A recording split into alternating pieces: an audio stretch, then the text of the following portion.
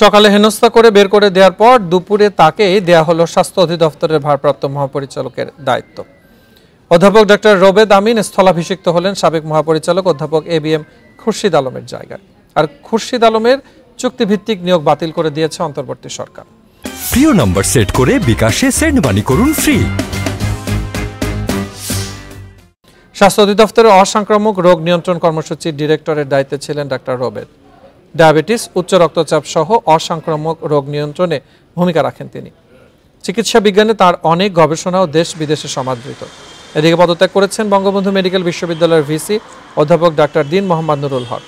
একই সাথে পদত্যাগ করেছেন দুজন প্রো ভিসি। এছাড়া দায়িত্ব থেকে সরে গেছেন রেজিস্ট্রার ও প্রক্টর।